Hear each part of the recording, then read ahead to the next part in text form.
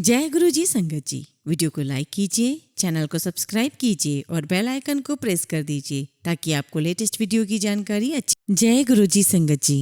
गुरु जी का अनंतम अनंतम शुक्राना। गुरु जी के श्री चरणों में कोटि कोटि प्रणाम और गुरु जी की प्यारी प्यारी संगत को जय गुरु जी। संगत जी, क्या आप जानते हैं हम जो सत्संग करते हैं, गुरु जी के भजन करते हैं, वो हमारे लिए कितने जरूरी हैं? गुरु जी के भजन ठीक उतने ही जरूरी हैं जितना कि हमारे लिए भोजन। भोजन छोड़ दोगे तो ये शरीर काम का नहीं रहेगा और अगर भजन छोड़ दोगे तो ये जीवन ही काम का नहीं रहेगा। इस बात को और गहराई से हम सत्संग के अंत में एक कहानी के माध्यम से समझेंगे। आज के सत्संग भी बहुत ही खूबसूरत और बहुत ही अद्भुत है। सारे सत्संग आप अंत तक और पूरे सुने। हम सत्संग शुरू करें उससे पहले आप सबसे रिक्वेस्ट है कि आप सभी अपने सत्संग सुंदर लिखावट में हिंदी में ईमेल आईडी और व्हाट्सएप पर शेयर कर सकते हैं। आप चाहे तो अपने सत्संग को ईमेल आईडी और व्हाट्सएप पे टाइप भी कर सकते हैं। तो चलिए संगत जी, आज का सत्संग शुरू करते हैं। आज का हम पहला सत्संग सुनेंगे पंचकुला से तमन्ना आंटी का। जय गुरु जी संगत जी। सत्संग शुरू करने से पहले मंत्र जाप करूंगी। ओम नमः शिवाय, शिवजी सदा सहाय। ओम नमः शिवाय, गुरु जी सदा सहाय। संगत जी, मेरा नाम तमन्ना है और मैं पंचकुला की रहने वाली हूँ। गुरु जी ने मुझे उनके बर्थडे वाले दिन 7 जुलाई 2022 को कनेक्ट किया। गुरु जी के बर्थडे पर हमारे यहाँ बहुत बड़ा सत्संग होता है, हम वहाँ गए थे। हालांकि मेरी मम्मी की एक बहुत ही क्लोज फ्रेंड ने हमें गुरु जी के बारे में बताया था और दिसंबर 2021 में उन्होंने गुरु जी का स्वरूप भी हमें दिया और हमने घर में एक छोटा सा सत्संग भी किया। संगत जी, उस समय हमारे घर में बहुत प्रॉब्लम चल रही थी और गुरु जी के आते ही जैसे सब धीरे धीरे ठीक होता चला गया। संगत जी, मुझे उस टाइम गुरु जी से इतना कनेक्शन तो फील नहीं हुआ, बट मैं गुरु जी का बहुत रिगार्ड, बहुत रिस्पेक्ट करती हूँ। लेकिन संगत जी, जब मैं 7 जुलाई 2022 को उनके सत्संग में गई, वहाँ जाकर मुझे ऐसा लगा कि बस जैसे गुरुजी ने मुझे अपना बना लिया। उस हॉल में घुसते ही संगत जी, पता नहीं मेरी आंखों से आंसू ही रुकना बंद नहीं हो रहे थे। इतना अच्छा फील हुआ संगत जी वहाँ पर कि जैसा अब मेरी सारी प्रॉब्लम्स गुरुजी अपने आप देख लेंगे। संगत जी, मैंने उसी टाइम बस अपनी मास्टर्स खत्म की थी और पीएचडी के लिए ट्राई कर रही थी। संगत जी, मुझे हमेशा से अब्रॉड जाना था और गुरुजी की कृपा से मुझे एक ऐसा अवसर प्राप्त हुआ। मैंने इंटरव्यू दिए और फर्स्ट टाइम में ही सिलेक्शन हो गया और अब मैं जर्मनी में अपनी पीएचडी कर रही हूँ और एक बहुत ही अच्छी यूनिवर्सिटी से, और अब मेरा काम भी बहुत बहुत अच्छा चल रहा है। गुरुजी ने मुझे यहाँ पर भी तितली के रूप में बहुत बार दर्शन दिए हैं। कितनी बार तो वो तितली मेरे साथ साथ ही जा रही होती है जब मैं यूनिवर्सिटी से चलकर स्टेशन जा रही होती हूँ। जर्मनी आने से पहले मुझे गुरुजी का एक ब्रेसलेट भी मिला है जो अभी भी मेरे पास है। धीरे धीरे गुरुजी मेरी फैमिली से भी कनेक्ट हो गए और जैसे ही मेरे पापा से कनेक्ट हुए तो संगत जी, जो हमारी बिजनेस में प्रॉब्लम्स आ रही थी वो धीरे धीरे सारी खत्म होती चली गई। मेरे पापा को उनके एक फ्रेंड ने भी उन्हें ब्रेसलेट दिया और गुरुजी का स्वरूप दिया जो पापा ने अपने ऑफिस में लगा रखा है। गुरुजी की कृपा से अब सब कुछ ठीक चल रहा है। और इसी बीच गुरुजी मेरे भी एक क्लोज फ्रेंड से कनेक्ट हुए और मेरे फ्रेंड की एक बहुत बड़ी सर्जरी हुई जिसमें उन्होंने उन्हें ब्लेस किया। एक्चुअली संगत जी, जिस फ्रेंड की मैं बात कर रही हूँ जिनकी सर्जरी हुई थी, उस सर्जरी के कारण उन्हें अपना जॉब फिर से ज्वाइन करने में बहुत डर लग रहा था क्योंकि वो अपनी मर्चेंट नेवी की जॉब छोड़कर आए थे। तो संगत जी, जब वो अपनी सर्जरी के 3 महीने बाद अपने मेडिकल चेकअप के लिए डॉक्टर के पास गए तो डॉक्टर ने उन्हें बोला कि अभी आप फिट नहीं हैं, आप शिप पर फिर से ज्वाइन नहीं कर सकते हैं। उन्हें दवाई दी और 1 हफ्ते बाद फिर से आने के लिए बोला। तो जैसे ही वो हॉस्पिटल से निकले, कैब में बैठे, वहाँ गुरुजी का स्वरूप दिखाई दिया। तो वो समझ गए कि अब जो कुछ भी होगा सब अच्छा ही होगा। और अगले हफ्ते सारी रिपोर्ट्स नॉर्मल आई और जो शिप वो छोड़कर आए थे वहीं उन्होंने ज्वाइन किया और अच्छी सैलरी के साथ उनकी सैलरी भी बढ़ गई और काफी अच्छा एक्सपीरियंस उनका रहा। जय गुरुजी, हर पल का शुक्राना गुरुजी। ऐसे ही सब पर, सारी संगत पर अपनी कृपा बनाए रखिएगा गुरुजी। ये मेरा पहला सत्संग है, कुछ भी गलती हो गई हो तो संगत जी प्लीज मुझे माफ करिएगा। मैं अपना सत्संग यहीं खत्म करती हूँ। जय गुरुजी, हर पल शुक्राना गुरुजी। संगत जी, हम अगला सत्संग एक आंटी का पढ़ेंगे जो अपना नाम गुप्त रखना चाहते हैं। ओम नमः शिवाय, शिवजी सदा सहाय। ओम नमः शिवाय, गुरुजी सदा सहाय। संगत जी, मैं दिल्ली से हूँ। मुझे बहुत टाइम से गुरुजी के मैसेजेस आ रहे थे सत्संग शेयर करने को, इसलिए उनके ही आशीर्वाद से मैं ये सत्संग शेयर कर पा रही हूँ। गुरुजी का आदेश था कि शुरू से शुरू करूँ। ये मेरा पहली बार है संगत जी, कुछ भी गलती हो जाए तो प्लीज माफ करिएगा। मेरा परिवार गुरुजी से करीब 10-12 सालों से जुड़ा हुआ है, पर मेरा मेरा कनेक्शन उनसे 15 मार्च 2020 में हुआ। उस दिन से मैंने गुरुजी को अपने पापा और गुरुजी ने मुझे अपनी बेटी मान लिया है। संगत जी, मेरे परिवार के लोग गुरुजी को बहुत बहुत मानते हैं। मैं जब भी बड़े मंदिर जाती मैं केवल इसलिए जाती क्योंकि मेरे मम्मी पापा जाया करते। मैं नासमझ थी, गुरुजी प्लीज मुझे माफ करिएगा। साल 2019 में मेरी और एक मेरे बेस्ट फ्रेंड के बीच में एक और जो हमारी फ्रेंड है वो बहुत ज्यादा प्रॉब्लम्स क्रिएट कर रही थी। इस वजह से हम दोनों में काफी लड़ाई होने लगी। फिर एक सुबह मेरी बेस्ट फ्रेंड का मैसेज आया कि मुझे दोबारा कभी मैसेज या कॉल मत करना, मुझसे दूर रहना। इतना कहकर उसने हमेशा हमेशा के लिए मुझसे बात करना बंद कर दी। ये सब होता देख मैं बहुत बहुत रोई संगत जी। उसी शाम मैंने सारी बात अपने एक मेल फ्रेंड को बताई जो मुझे उस वक्त बहुत पसंद था। मेरी पूरी बात सुनकर उसने भी मुझे ये कहकर फोन काट दिया कि मुझसे तेरा इमोशनल बैगेज उठाया नहीं जा रहा, फिर कभी मुझसे मत मिलना और हमेशा के लिए बातचीत खत्म कर देना। अपनी लाइफ के दोनों इतने इम्पोर्टेंट लोगों को ऐसे करते देख मैं टूट गई थी संगत जी। मैंने सारी बात अपने पेरेंट्स को बताई। मेरे पेरेंट्स बहुत सपोर्टिव हैं। उन्होंने पूरी बात सुनकर मुझे जरा भी नहीं डांटा, उल्टा मुझे बहुत ज्यादा प्यार से बिठा करके समझाया, पर मैं अंदर तक हिल चुकी थी। मैंने काफी बार उस लड़के को कॉल किया पर वो फोन उठाना ही नहीं चाहता था, और अगर फोन उठाता तो बोलता कि अभी बात करने का टाइम नहीं है, मैं बाद में कॉल बैक करूंगा। संगत जी, मुझे बहुत लॉस्ट फील होता था। कोई गम बांटने के लिए नहीं था मेरे पास। मेरी हालत बिगड़ती चली गई। मुझे हर छोटी से छोटी बात पर रोना आ जाता। एक दिन मेरे रिलेटिव्स के आपस में जो झगड़े हो रहे थे उन्हें देखकर मुझे पैनिक अटैक आ गया। ये देखकर मेरी मम्मी बहुत डर गई। 2 दिन बीत गए। मैं कंटिन्यूअसली उस लड़ाई के बारे में सोच रही थी। घर की सफेद रंग की दीवार को घूर रही थी और जैसे ही मैं उठी संगत जी मुझे फिट्स आने लग गए। घर पर सिर्फ मेरी बहन थी, उसी ने मुझे संभाला। यह सब देखकर मैं समझ गई थी कि मेरी मेंटल हेल्थ कुछ ठीक नहीं है। कोविड का टाइम था, इसलिए मैंने ऑनलाइन ही अपना टेस्ट कराया। तब रिपोर्ट में पता चला कि मुझे सीवियर क्लिनिकल डिप्रेशन है।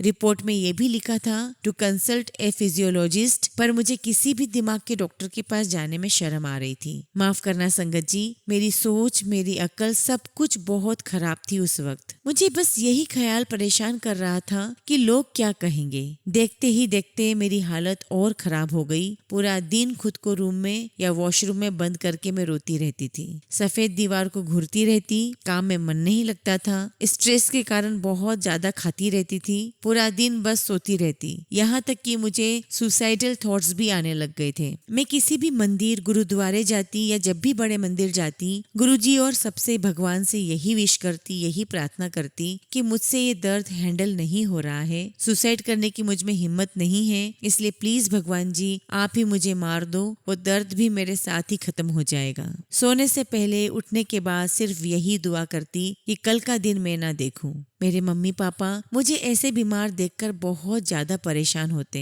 पर मैं कोशिश करती कि उनके सामने हमेशा हंसती मुस्कुराती रहूं ताकि उन्हें और स्ट्रेस ना हो। संगत जी, 15 मार्च 2020 मैंने पहली बार गुरुजी का सत्संग अटेंड किया। सत्संग घर के पास में मेरे रिलेटिव के घर पर ही था, इसलिए मैं चली गई। लिविंग हॉल जहाँ सत्संग हो रहा था बहुत बड़ा था और मुझे पीछे की सीट मिली, इसलिए मैं वहाँ जाके बैठ गई। संगत जी, मेरे अंदर एक आवाज आई कि आगे आकर बैठ। मेरी बेवकूफी थी जो मैंने उस वक्त उस आवाज को इग्नोर कर दिया। चाय प्रसाद ग्रहण करने के बाद मुझे फिर आवाज आई आगे आकर बैठ। मैंने अपनी आंटी जी से पूछा क्या मैं आगे जाकर बैठ जाऊं, तो उन्होंने कहा हाँ हाँ जरूर। मैं जैसे ही आगे जाकर बैठी, पता नहीं क्यों मैं रोने लग गई। सारी संगत से अपने आंसू छुपाने के लिए मैंने अपनी आंखें बंद कर ली। तभी मन में फिर वही आवाज आई। वो आवाज गुरुजी की थी। गुरुजी बोले मांग की चाहिदा। मैंने कहा गुरुजी ये दर्द और नहीं सहा जा रहा, आप प्लीज मुझे मार दो। गुरुजी बोले ऐ नहीं हो सकता, कुछ और मांग। मैंने कहा ठीक है गुरुजी, जिस रीजन से मैं मरना चाहती हूँ वो है मेरे मन का दर्द, आप इस दर्द को मुझसे दूर ले जाओ। इतना कहकर मैंने आंखें खोल ली और मेरे हाथों के आगे मैंने एक लाल गुलाब पड़ा हुआ देखा, जो कि सत्संग शुरू होने से पहले आंटी जी ने गुरुजी की गादी के पास रखा था। मैं समझ गई गुरुजी ने मुझे ब्लेस कर दिया है। मैंने घर जाके ब्लेसिंग्स में मिले उस लाल गुलाब को अपनी डायरी में रख दिया। उस डायरी में ऊपर डेट डाल दी और डायरी को बंद कर दिया। संगत जी, एक वो दिन था और एक आज का दिन है। कभी भी मुझे वो लोग, उनकी बातें याद नहीं आती। मैं सब कुछ ऐसे भूल गई हूँ जैसे कभी कुछ हुआ ही नहीं था। मेरे थॉट्स अच्छे हो गए हैं। पहले मैं इतनी नेगेटिव सोच रखती थी, कुछ भी अच्छा नहीं सोच पाती थी। अब मेरी थिंकिंग इतनी पॉजिटिव हो गई है। मैं गुरुजी के आशीर्वाद से बहुत बहुत हंसती मुस्कुराती हूँ और बहुत ज्यादा खुश रहती हूँ। अब गुरुजी ही मेरे दोस्त हैं, मम्मी पापा हैं, नानी नानू, भाई बहन, दादी दादू, हर रिश्ता मैंने गुरुजी में ही प्राप्त कर लिया है।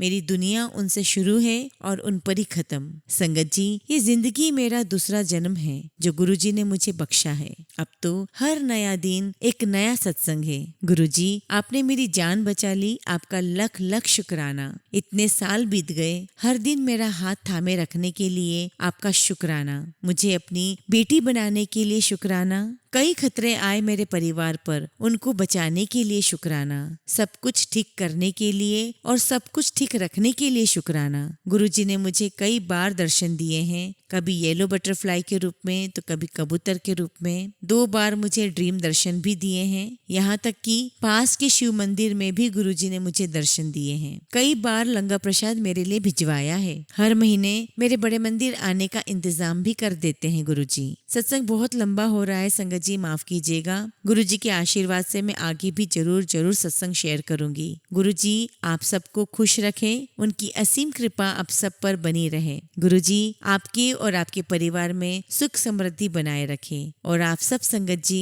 गुरुजी पर विश्वास रखें और उनका हर सांस शुक्राना करते रहें, क्योंकि मेरे गुरुपा, मेरे मालिक से अच्छा, सुंदर और दयालु कोई इस जगत में नहीं है। शुक्राना गुरुजी। जय गुरुजी। शुक्राना गुरुजी। ओम नमः शिवाय। शिवजी सदा सहाय। ओम नमः शिवाय। गुरुजी सदा सहाय। संगत जी, अगला सत्संग भी हम गुरुजी की प्यारी संगत के एक आंटी का सुनेंगे। वे भी अपना नाम गुप्त रखना चाहती हैं। जय गुरुजी। ओम नमः शिवाय। शिवजी सदा सहाय। ओम नमः शिवाय। गुरुजी सदा सहाय। संगत जी, गुरुजी का बहुत बहुत शुक्राना। आज बहुत टाइम के बाद सत्संग शेयर करने की प्रेरणा गुरुजी ने दी है। वैसे तो मैं कॉलेज रूममेट के थ्रू गुरुजी के बारे में लगभग 2011 से जानती थी, बट मुझे गुरुजी ने खुद से 2021 में जोड़ा। उस टाइम मेरे मम्मी पापा को घर में बहुत कॉन्फ्लिक्ट था। एक पॉइंट ऐसा आ गया था कि मैं बोल सकती हूँ कि पानी सर से ऊपर जा रहा था। मेरे पेरेंट्स बहुत सिंपल लोग हैं, स्पेशली मेरे पापा तो बिल्कुल मेटेरियलिस्टिक नहीं थे, तो उनकी सिंप्लिसिटी का फायदा उठाया जा रहा था। उनके डिफेंस में मुझे आवाज उठानी पड़ी। मेरा नेचर लड़ाई का नहीं है, तो उस इंसिडेंट के बाद मैं बहुत ज्यादा मेंटल टेंशन में रहने लगी। तब गुरुजी के सत्संग, शब्द, भजन सुनकर मन को बहुत शांति मिली। उस टाइम के अराउंड गुरुजी ने मुझे बड़े मंदिर भी बुलाया। उस समय मैंने गुरुजी से बस यही अरदास की कि आप मेरा साथ मत छोड़ना, चाहे मेरा मन डोल भी जाए। कुछ टाइम बाद रात में लगभग 3 या 3:30 बजे मुझे अपने रूम में बहुत तेज फ्रेगनेंस आई और एक अजीब सी शीतलता, ठंडक महसूस हुई। मुझे बहुत तसल्ली हुई कि गुरुजी मेरे साथ हैं। मैं झूठ नहीं बोलूंगी संगत जी, मैं अक्सर डोल जाती थी अपने विश्वास में। मेरा विश्वास हिल जाता था। माफ करना गुरुजी, मुझे क्षमा करना। पर संगत जी, मैंने शब्द, भजन और मंत्र जाप कभी नहीं छोड़ा और जब जब चांस मिला बड़े मंदिर भी जाती रही। ये शायद गुरुजी की ही लीला थी कि मेरे बनते टूटते विश्वास के बावजूद भी उन्होंने मेरा हाथ नहीं छोड़ा।